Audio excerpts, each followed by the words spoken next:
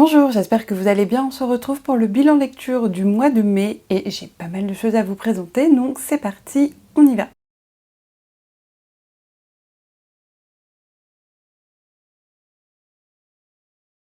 On commence comme d'habitude ce bilan lecture avec les statistiques et ma foi je suis pas peu fière du nombre de livres que j'ai lus ce mois-ci. On est encore sur 14 livres et vraiment on est au top de ce que je peux faire je pense. Et donc on va parler de mes 3 petits défis que je m'impose mensuellement. Je rappelle le principe, l'idée n'étant pas que je lise à chaque fois un livre de cette catégorie par mois, mais plutôt un principe plus souple qui consiste à ce qu'à la fin de l'année, quand je ferai le bilan, j'aurai lu en fait 12 livres de cette catégorie. Donc la première catégorie, c'est avoir découvert une autrice de SFFF, donc de fantasy, de science-fiction francophone ce mois-ci, et c'est un fail, je n'ai pas réussi. En plus j'en ai plein dans ma palle. On va essayer de mettre un petit coup de boost en juin, et en juin je vous ferai un petit bilan pour savoir où j'en suis. Je pense qu'on n'est pas trop mal, mais que ce n'est pas glorieux pour autant et qu'il ne faut pas que je me repose sur mes acquis. Deuxième défi mensuel, c'est de lire un essai par mois à peu près, et là c'est chose faite. D'ailleurs le premier livre quasiment que j'ai lu au mois de juin, donc vraiment parfait pour ça. Et le troisième défi, c'est de sortir au moins une relique de ma pile à lire. Donc une relique, c'est un livre qui est là depuis plus d'1 an et c'est chose faite, j'en ai sorti un et c'est quasiment le dernier livre que j'ai lu ce mois-ci. Et pour pas reproduire ça, pour être un petit peu plus régulière dans les reliques, j'ai décidé de faire un petit vlog où je vais lire essentiellement des reliques. Bref, je vous en reparlerai plus tard. Maintenant que les défis sont présentés, on va passer aux statistiques. Donc en termes de genre des auteurs, autrices, j'ai lu 10 femmes et franchement je suis extrêmement contente. Il y en a une qui revient plusieurs fois, mais ça reste une majorité de femmes et je suis extrêmement contente. Et donc j'ai lu 4 livres écrits par des hommes. En termes de genre littéraire, là aussi on est sur quelque chose d'assez classique dans ces bilans lecture, puisque j'ai lu 6 livres de SFFF et 7 livres de littérature blanche. Donc on retrouve un petit peu le 50-50 qui me correspond bien en fait, qui me va bien de lire autant de SFFF, de littérature de l'imaginaire, que de littérature blanche. Et pour compléter tout ça et arriver au chiffre que j'aime beaucoup de 14 livres lus, j'ai donc lu un essai. En termes de saga, il n'est pas improbable que ce mois-ci encore j'ai fait des petites bêtises vu que j'ai commencé 3 nouvelles sagas. Voilà, je précise qu'il y en a une que j'ai commencé et j'ai enchaîné avec le tome 2 directement, donc elle a à la fois commencé et continué ce mois-ci, mais je l'ai compté qu'une seule fois. Par contre j'ai continué une saga et j'en ai terminé une, donc ça c'est vraiment sympa. Mon nombre de sagas entre les sagas où je suis à jour, en cours ou dans ma palle est à peu près équivalent à 1 ou 2 sagas près à celui de l'année dernière, donc vraiment sympa. J'aimerais bien quand même avancer des grosses sagas et en finir encore 1 ou 2 avant le bilan lecture. C'est possible, il faut juste que je m'y mette. Bref, on va passer à la présentation des livres, vu que ça fait déjà assez longtemps que je blablate. Et comme d'habitude, on va commencer par la SFFF, puis par la littérature blanche. Et je vais à chaque fois essayer de vous les présenter dans l'ordre de celui que j'ai le moins aimé vers celui que j'ai le plus aimé. On commence avec le tome 1 et 2. Voilà, de La Cité des Anciens de Robin Hobb. J'en suis là dans cet arc narratif, je les ai écoutés. C'était pas des mauvaises lectures, on m'avait prévenu, j'en avais parlé sur cette chaîne, que ça allait être moins bien que Les Aventuriers de la Mer, mais surtout que mes arcs préférés, l'Assassin Royal. Et pour le coup, c'est plutôt vrai, mais j'ai décidé de les écouter un petit peu quand j'avais plus trop de crédit audio, enfin voilà, bref, de les écouter à des moments où finalement j'avais pas d'autre chose de plus, j'allais dire intéressant, mais en tout cas qui m'intéressait moi plus à écouter. Et donc j'ai écouté et j'ai enchaîné les 2 premiers tomes parce que franchement ils sont très courts, ça fait moins de 6 heures à chaque fois, donc ça fait à peu près 1 semaine de trajet pour moi. Donc j'ai enchaîné les 2 tomes comme je vous disais. Et de quoi ça parle? On va être dans la droite lignée des événements des Aventuriers de la Mer. Donc si vous n'avez pas lu Les Aventuriers de la Mer, ça vous spoil quand même une bonne partie de la fin dont moi j'avais trouvé qu'elle allait trop vite.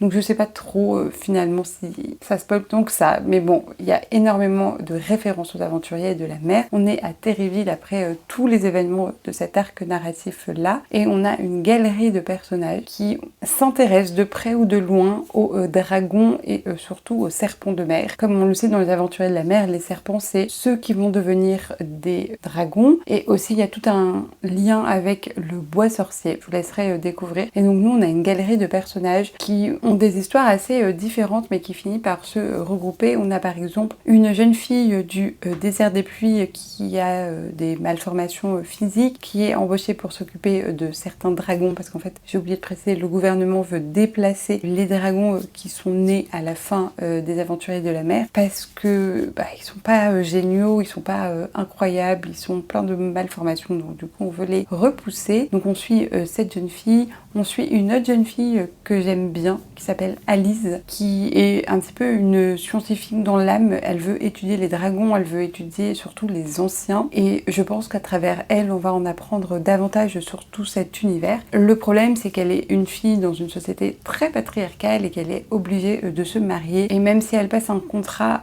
initialement assez ouvert, assez libre avec son mari, les choses finissent par être un petit peu plus compliquées que ça. Il n'y a pas beaucoup d'enjeux à part autour des dragons, mais c'est pas quelque chose qui m'intéressait déjà dans les aventuriers de la mer, voire c'était la chose qui me saoulait le plus. Donc voilà, je vais avancer tout doucement, mais c'était pas incroyable, c'était pas génial comme ça a pu l'être pour Assassin's Creed. En troisième lecture de SFFF que je vous présente, c'est Malice de John Gwynne, ici donc le tome 1 du livre des Terres Bannies, c'est publié chez Magic, donc c'est la collection poche de Léa, et en fait ça fait partie de ces sagas que je veux découvrir absolument en 2025, et donc c'est chose faite. C'est un énorme pavé de plus de 800 pages que j'ai partiellement écouté et ça m'a permis de l'avancer aussi rapidement, et sans ça je pense que je l'aurais absolument pas terminé. Que vous dire, je suis déçue par rapport à la hype et à toutes les attentes que j'avais de ce livre là, et en fait je pense que si j'avais pas eu autant d'attentes, autant de bons retours sur ce livre, je l'aurais davantage aimé, mais là c'est pas le cas. C'était un bon moment de lecture, un petit peu mieux du coup que La Cité des Anciens, mais c'était pas incroyable, c'était pas le waouh auquel je m'attendais et en fait que j'espérais en fait. Donc ici on va suivre sur la Terre des Bannis, donc plusieurs contrées sur lesquelles il y a différents royaumes, on va le formuler ainsi. On va suivre plusieurs points de vue, mais notamment deux, Corban et Netaïr, qui dans ma tête ressemblait à l'âne Mandragore, Almandragore de La Roue du Temps.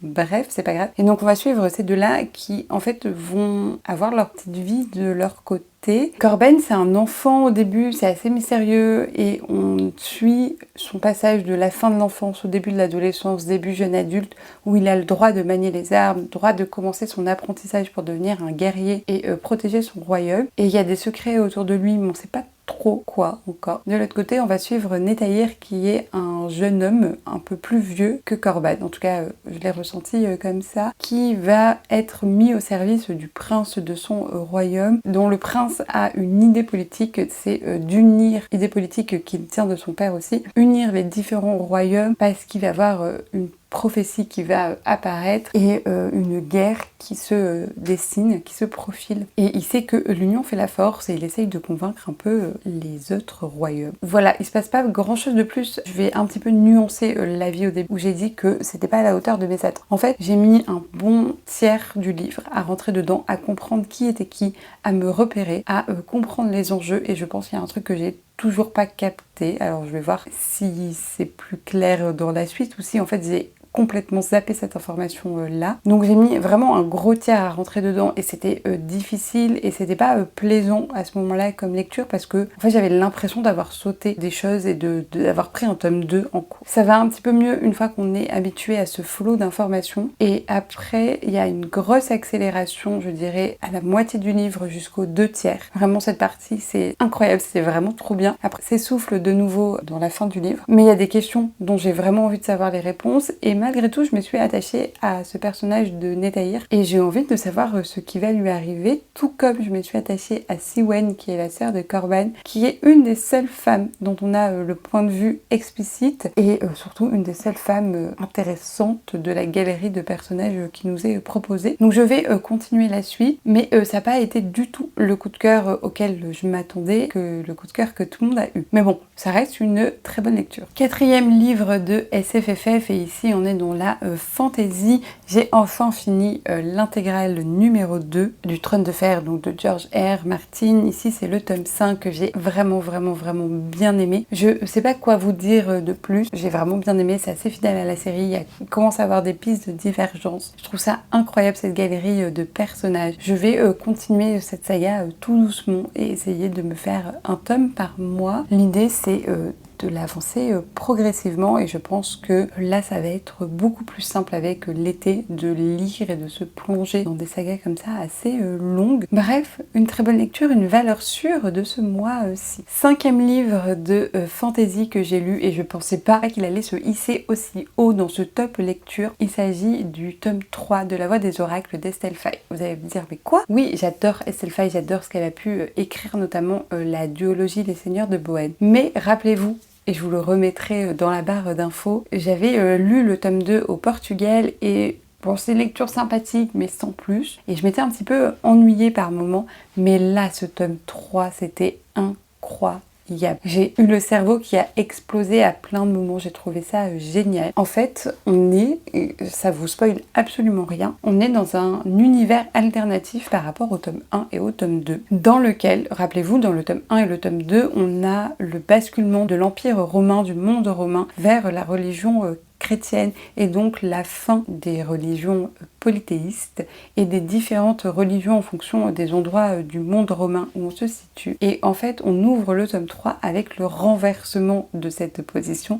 Les religions polythéistes sont extrêmement vivaces, extrêmement fortes. Elles sont pas en train de disparaître et c'est plutôt elles qui font disparaître, ou en tout cas qui ne font pas advenir, qui mettent des bâtons dans les roues à l'avènement de la religion chrétienne. Et j'ai trouvé ça à la fois incroyable de changer comme ça totalement de point de vue, d'univers, et en même temps j'étais là, mais qu'est-ce que je lis, quel est le rapport avec le tome 1 et le tome 2? Et donc on a toujours nos personnages principaux, mais ils sont transposés dans cet univers alternatif. Moi c'est un trope que j'aime beaucoup parce qu'on retrouve à la fois des points immuables, mais en même temps il y a évidemment des alliances qui vont changer, des comportements qui vont changer, et j'ai adoré, surtout qu'à la fin on a l'explication de pourquoi on a cet univers alternatif au début, on a l'explication de pourquoi on a lu tout ça dans le tome 1 et le tome 2. Ça fait comme une boucle en fait, on pourrait, la fin du tome 3 donne le début du tome 1. C'était incroyable, c'était extrêmement bien mené. Ça m'a réconcilié mais très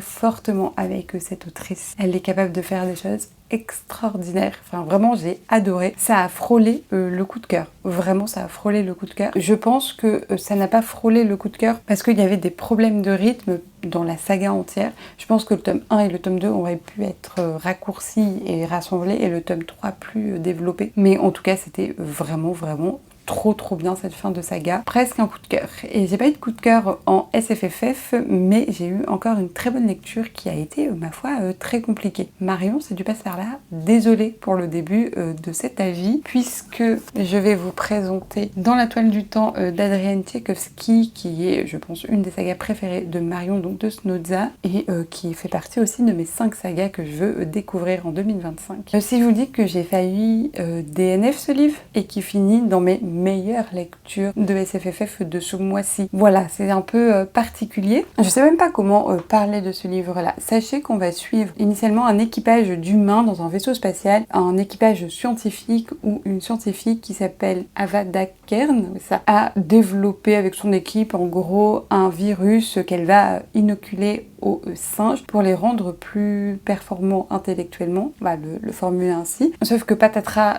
tout se passe pas comme prévu, le vaisseau, plein de raisons politiques que j'ai vraiment bien aimé, des raisons politiques autour de l'écologie, autour de l'eugénisme, du transhumanisme, tout ça. Donc ça, j'ai vraiment bien aimé. Donc patatras, à cause de tout ça, le vaisseau spatial disparaît et les singes avec. Et en fait, on se rend compte un peu plus tard que le virus a bien été inoculé, mais à des araignées et autres espèces d'insectes. J'y connais vraiment rien. Et donc oui, je vous vois arriver en disant Berk, etc. Et en fait, j'ai adoré le passage sur les araignées. C'était mes passages préférés.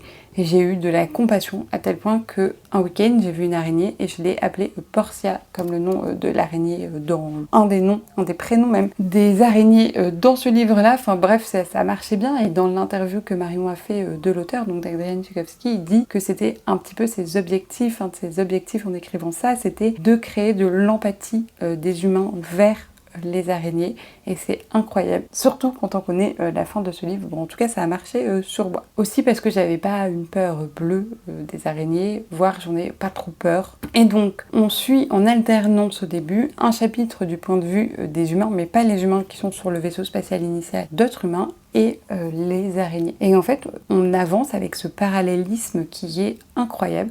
L'auteur est zoologue et ça se sent vraiment, où en fait on a deux évolutions parallèles, concomitantes entre ces deux types de sociétés qui sont très différentes, vu qu'on a chez les humains encore une société patriarcale, pas du tout écologiste, et chez les araignées on a une société matrilinéaire, voire matriarcale. On a leur évolution progressive avec des points communs, des différences, mais surtout les thèmes qui sont abordés et qui viennent chapitrer un petit peu le livre. Donc on a par exemple le thème de la religion, le thème de la guerre, le thème de l'évolution de la société au sens des mœurs, etc. Et j'ai trouvé ça incroyable. Et en fait au début je l'ai un petit peu DNF parce que, enfin j'avais envie de le DNF, je l'ai mis longuement en pause. Voilà, je l'ai commencé le 6 du mois de mai et je l'ai terminé le 1er juin. Enfin vraiment j'ai mis un temps fou, il est long hein, aussi, il fait 700 pages à peu près, mais c'est surtout qu'il a été en pause un long moment parce que j'avais du mal à y retourner. Pourquoi? Très simplement parce que j'avais l'impression de lire, enfin de regarder un documentaire animalier ou un documentaire et je m'ennuyais un petit peu. Et en fait je sais pas pourquoi je l'ai mis en pause et quand je l'ai repris, bah j'ai trouvé ça trop bien.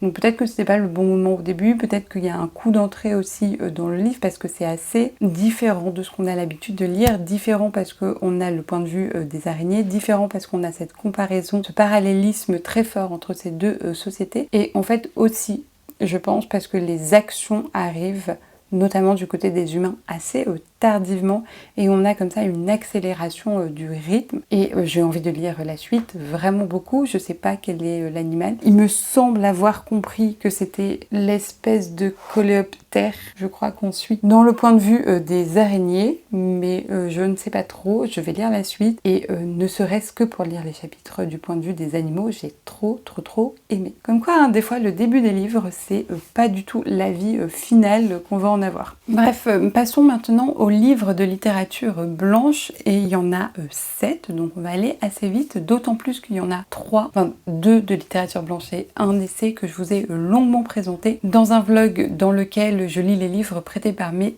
amis, et un autre dont je vous ai parlé longuement dans un vlog où je lis le livre trouvé en boîte à livres. Et d'ailleurs merci, vous avez adoré ce concept, j'ai trop aimé le filmer. Donc on va essayer d'aller un petit peu plus vite. Au bas du classement, et sans qu'il y ait un ordre particulier, il y a quand même 3 livres qui ont été des lectures sympas mais sans plus, pour lesquelles je ne vais pas garder un souvenir mémorable. Il y a donc Où vont les larmes quand elles sèchent de Baptiste Beaulieu. Je vais être très succincte là-dessus. On a l'histoire d'un médecin généraliste qui a son cabinet dans une ville périurbaine, très fortement inspirée de l'histoire de l'auteur je pense, et on a une galerie de personnages qui sont en fait ses patients, qui viennent comme ça nous raconter à la fois la misère sociale, économique et aussi des inégalités très profondes, qu'elles soient de genre, de classe, de race, etc. Et à travers ça, l'auteur dénonce les failles de notre système de santé français, mais surtout pour moi, il va pas assez loin et c'est ça qui m'a manqué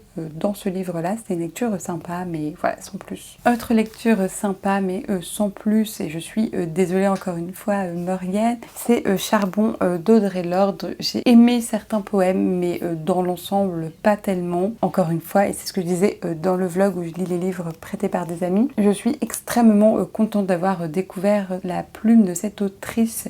C'est une pionnière du mouvement du black feminism, c'est une femme noire, c'est une femme queer, lesbienne dans une société américaine absolument pas ouverte, qui a énormément lutté pour les droits de ces communautés, pour les droits de l'humain en général. Je suis extrêmement contente d'avoir découvert cette plume-là. Et le troisième, c'est... En fait, je vous ai dit que j'avais sorti qu'une relique, mais en fait, j'en ai sorti 2 ce mois-ci, donc...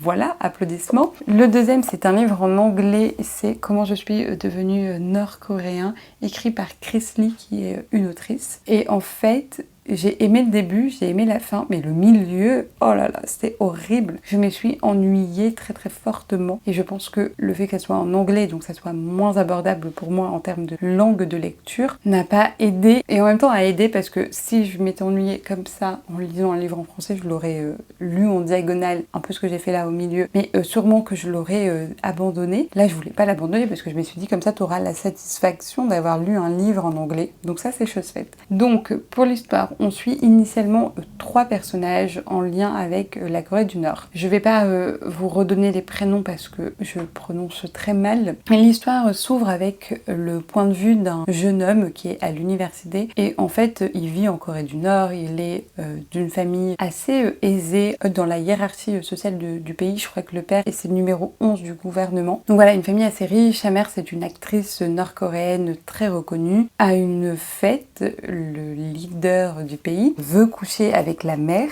du jeune homme et le père s'oppose mais très très très légèrement à ça et le leader finit par demander son assassinat. À partir de là, la mère prend peur et elle organise la fuite du pays pour sauver aussi ses 2 enfants, donc le jeune homme dont on a le point de vue et la petite sœur. Ils essayent de passer la frontière entre la Corée du Nord et la Chine et ça va vraiment pas se passer très bien comme vous pouvez l'imaginer. Le deuxième point de vue, on a une jeune femme qui est un peu plus âgé que le premier jeune homme dont je vous ai parlé, qui vit dans une famille en Corée du Nord, enfin une famille monoparentale, il ne reste plus que sa mère, qui a énormément souffert de la grande famine qu'il y a eu en Corée du Nord. Et le père est mort de ça et en fait elle a l'habitude de se rapprocher de la frontière chinoise pour aller voler des biens, pour un peu les revendre au marché noir ou les consommer elle et améliorer le quotidien de sa mère et d'elle. Et un jour elle décide de passer la frontière parce qu'elle est enceinte et elle sait qu'elle n'a pas beaucoup d'avenir, elle et son enfant, en Corée du Nord et elle pense qu'elle peut améliorer le quotidien de son enfant à venir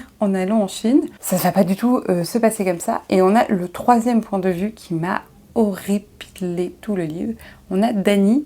Danny, c'est initialement, on nous le présente comme un garçon chinois qui a émigré avec sa famille aux États-Unis. Et en fait, il lui arrive des choses très tristes à ce Danny. Il est victime un petit peu d'harcèlement scolaire. C'est un peu compliqué pour lui, les conséquences de cet harcèlement scolaire. Il voit un peu sa vie idéale s'effondrer. Et son père, dans une perspective d'éducation parentale que j'ai encore du mal à comprendre, lui dit « Écoute, tu vas pas à l'école, tu respectes pas la manière dont moi je veux t'éduquer, donc prends un billet d'avion et va retrouver ta mère en Chine. » Et donc là, il part un peu à l'opposé de la planète, retrouver sa mère qu'il n'a pas vue depuis un temps assez long. Il découvre que sa mère a un amant et il pète un câble et il décide de partir du domicile familial. Sauf que ce domicile est très proche de la frontière sino-nord-coréenne et c'est ainsi que nos 3 personnages vont se retrouver et ils vont vivre longuement dans une sorte de squat de bâtiments abandonnés. Et il y a une forte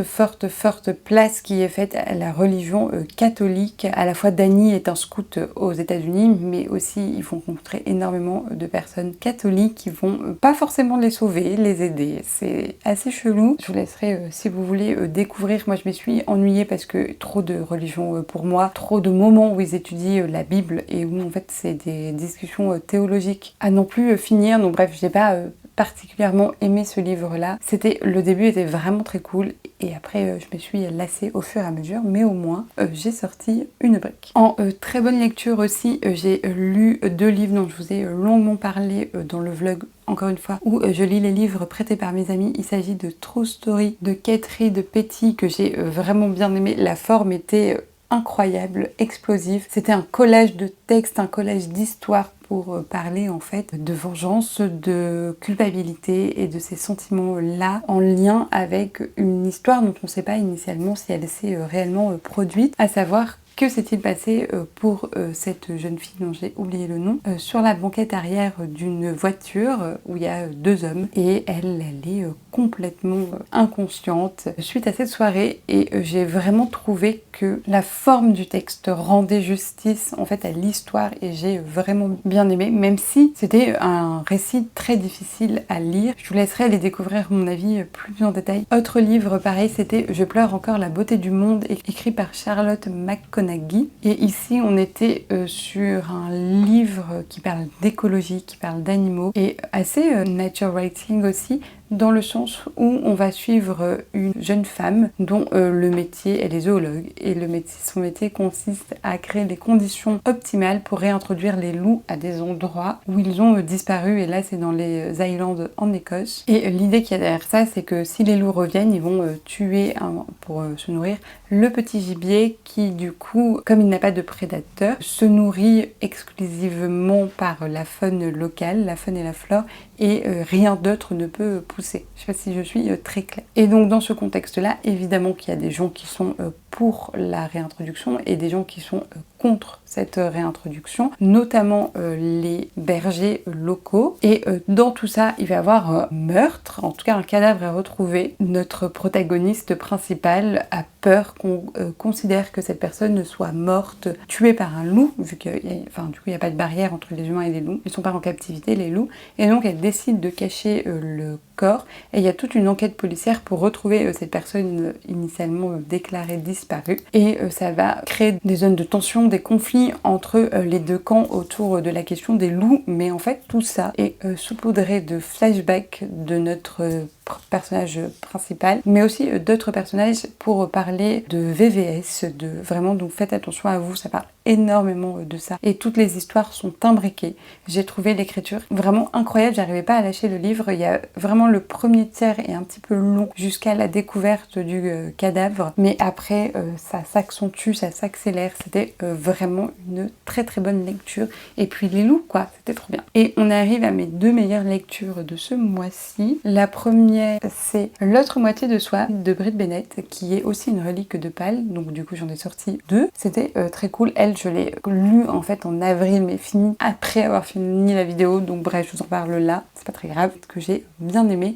Ici, on va suivre dans le sud des États-Unis, on parle beaucoup de la Nouvelle-Orléans, et ça m'a beaucoup plu de retrouver des lieux que j'avais pu voir et visiter. Et donc dans ce sud-là, dans un petit village, petite ville, où le principe de cette population, c'est d'essayer de se blanchir au fur et à mesure des mariages et des naissances. Donc on a un culte de la blancheur pour ces personnes racisées, et donc dans cette ville-là, on a deux jumelles qui disparaissent. Une revient une dizaine d'années plus tard, sans savoir en plus ce qui est réellement arrivé à sa sœur. Et on va suivre leurs deux histoires. On va suivre aussi les histoires de leurs filles et de la question en fait essentielle dans cette œuvre, c'est la question de la race et surtout de l'identité raciale. Comment l'identité raciale est en fait une identité qui se joue dans le regard de ceux qui l'aperçoivent, de ceux et celles qui l'aperçoivent, puisque les jumelles, elles peuvent être blanches si on ne sait pas qu'elles sont d'ascendance noire. Et quand on sait qu'elles sont d'ascendance noire, elles paraissent noires, alors que dans les deux cas, leur couleur de peau n'a pas changé du tout. On a les deux filles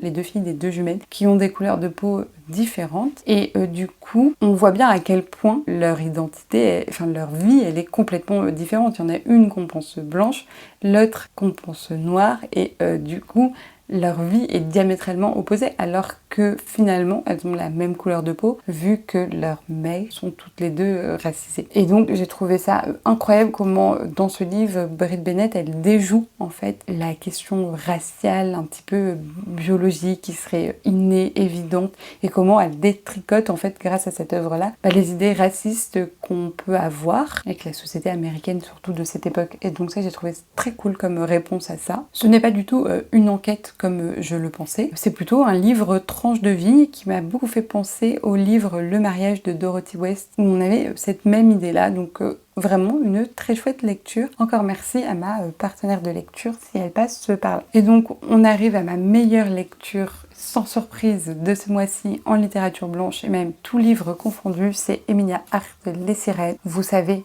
si vous avez vu mon mid-year book tag, que Emilia Hart, c'est ma nouvelle autrice chouchou. J'ai adoré La Maison au sortilège de cette autrice, et là Les Sirènes, je l'ai adoré aussi, un petit peu moins que son premier livre, mais j'ai adoré. Déjà, ça parle de sirènes, ça parle d'océan, ça parle d'Australie, ça parle d'une vie que j'ai envie de mener, ça parle de soleil, bref, c'était trop bien, moi j'y étais. Donc dans ce livre-là, on a le même thème que dans les deux mêmes thèmes que dans La Maison au sortilège, à savoir la dénonciation du patriarcat et des violences qu'il fait subir aux personnes minorisées, mais aussi la question de la mémoire transgénérationnelle.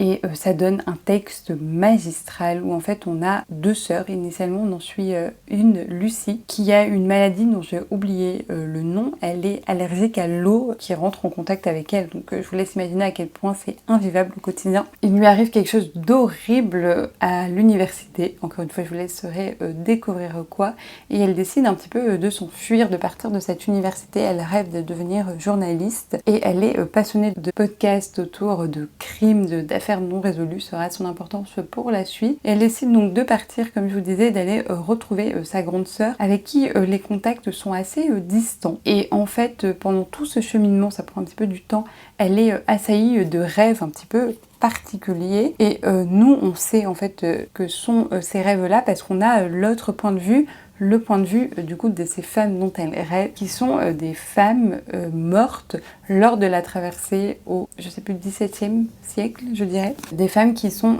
parties d'Irlande suite à la guerre avec l'Angleterre, et où on a déporté ces femmes-là vers l'Australie pour qu'elles deviennent des femmes de colons ou des prostituées en fonction de leur pureté, encore une fois décidée par les mecs. Très patriarcal tout ça, encore une fois. Lucie rêve de leur histoire par bribes, et quand elle arrive chez sa sœur, elle se rend compte que sa sœur aussi a rêvé des mêmes choses que elle, et que sa sœur s'est installée à l'endroit d'un crime non élucidé qui est aussi lié à la disparition de ces femmes au XVIIe siècle. Voilà, donc tout ça est lié, il y a énormément d'intrigues, il y a énormément de regroupement entre les différents arcs narratifs. J'ai vraiment bien aimé, c'est extrêmement bien mené, c'était trop cool. J'ai retrouvé tout ce que j'aimais dans La Maison au sortilège, à savoir des femmes fortes, mais aussi qui subissent des choses très difficiles. J'ai retrouvé une sororité, j'ai retrouvé des thèmes forts, j'ai retrouvé ce trope de la mémoire transgénérationnelle que j'aime beaucoup. On est en Australie, ça c'est pas pour me déplaire. Même si j'ai vu certains trucs arriver, ça m'a pas déplu, j'avais vraiment du mal à le lâcher.